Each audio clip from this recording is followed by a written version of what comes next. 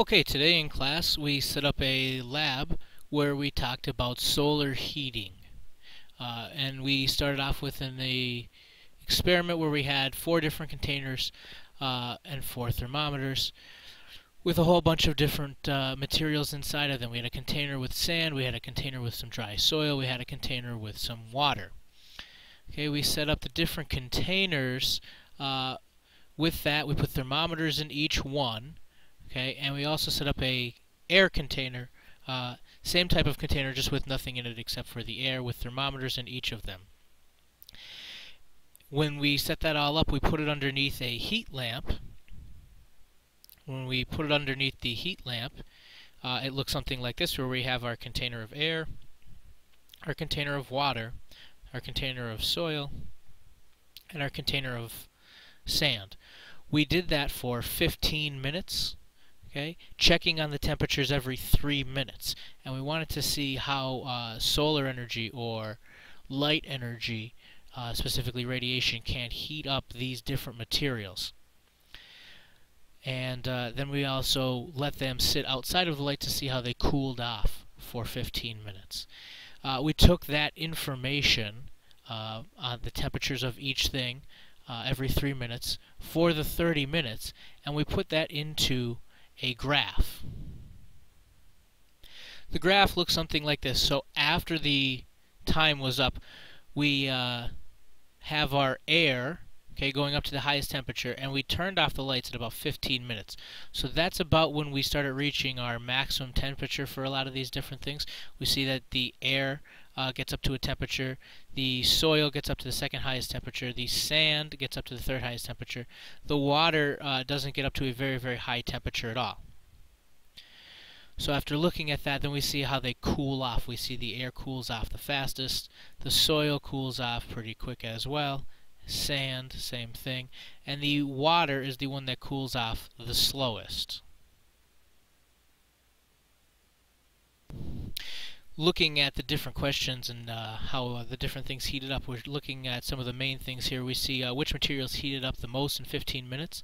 The material that heated up the most in 15 minutes was our air. We could see that it heated up to the highest temperature. In fact, it went off of the chart. Then when we come back here, we can see which material heated up the least in 15 minutes. When we look back at our chart for that, we see that the water heated up the least in the 15 minutes. Looking at which material cooled off the fastest, okay, and which material cooled off the slowest.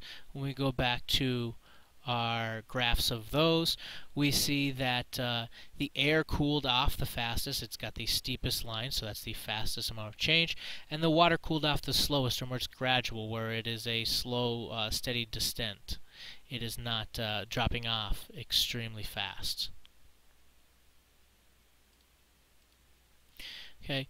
Did all materials receive the same amount of solar energy? Support your answer. Well, they should have. When we were in our lab, we had 2 heat lamps set up. All of the materials should have been as centered as possible underneath the heat lamps, and they should have received the same amount of energy. In some of the classes, obviously we had issues getting all the material under the heat lamps and under the center of the heat lamps, but they should have received the same amount of energy.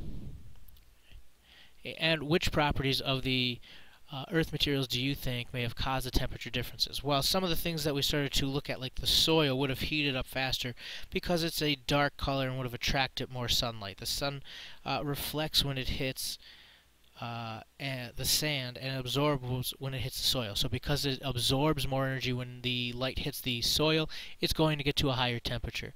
And when the energy gets to the sand and it's reflected more, it's not going to get to as high of a temperature. The water's got a low temperature because its molecules don't move very fast. So it takes a lot more energy to heat them up and get them moving. Water's going to reflect a lot of light, so it doesn't absorb as much energy. Sand and soil have cracks and spaces and gaps between their particles that are going to get filled up with air. Well, air heats up very, very fast, so they're going to see a lot of temperature change there, where water doesn't have any cracks, so it's not going to have any space for air to get in and affect its temperature. The air isn't as dense as the other material, so it's going to take longer to heat up.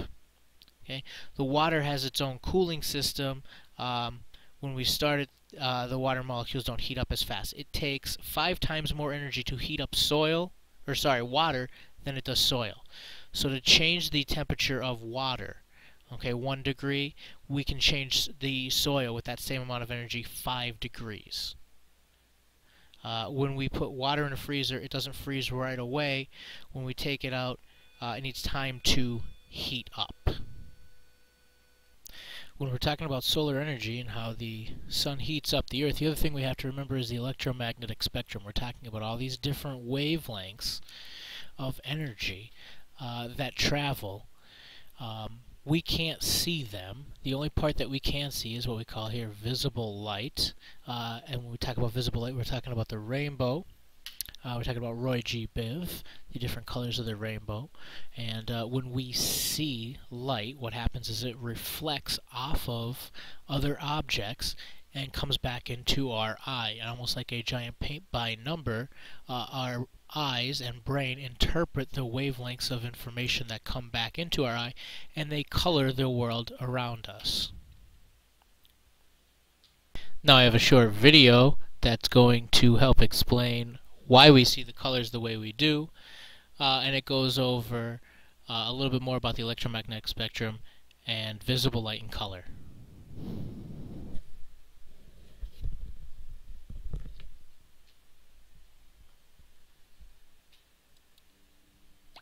At the most basic level, color is light, and light consists of electromagnetic waves.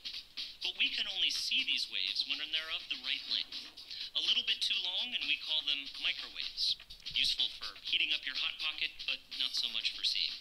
A little bit too short, and we call them X-rays. But right in the middle, the part of the spectrum we call visible light, that's the most useful. If you could see beyond the tiny slice of light that's visible to you, you'd realize there are hidden messages in objects all around you. Don't believe it? Okay, and in the next part of the video, we're going to talk about reflectance, where we see wavelengths of light reflecting off of objects, and that's why we see the different colors that we can see. So the video is going to give us an explanation on why we see different colors and what happens to those different wavelengths of light.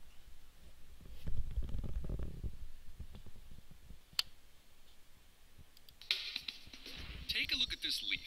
What color is it? Would you say it's blue, red, green, or orange? Seems obvious, right? Green. But actually, it's a trick question. Every answer is right, except one. Green. But wait, how can that be? How is green the wrong answer? A leaf is unable to absorb green visible light, and so it reflects it back into the environment and eventually into our eyes. Your brain interprets that as the leaf being green, but in reality, the green light is really just bouncing off the leaf. So, in a sense, the leaf is really every color in the world except green. If that sounds unbelievable, we don't blame you. But here's the thing. Reflectance means you will never see the actual color of an object in your entire life. A yellow banana isn't really yellow. A red stop sign is anything but red. A black and white zebra? Who can say? They're all just pigments of your imagination. Thing is, the world doesn't feel that way. Once your brain learns to associate an object with a certain color, it will do everything in its power to keep it that way. Don't believe it? Let's play another game. Take a look at this image. Count how many colors you see. Do you see red apples and grapes, an orange grapefruit, and yellow lemons? What if we told you the only colors in this image are red and a layer of gray? Nearly all the color differences you're seeing are coming from your brain. Watch this. Here's the real image we used to create this illusion. So how is it the first image appeared to have all those different colors? It's because gray actually contains traces of every color. Your brain then adds color to each object based on memory, which is why this lemon appears yellow. process is called color constancy, and it's what lets us see an object as being the same color no matter what the surrounding lighting conditions are. Basically, your brain is presenting objects to you in the colors it thinks they should be. To your brain, it's more important to have a consistent, reliable experience of the colors in your world than to see colors as they really are. But is the way your brain sees color always so automatic? Or can you take control?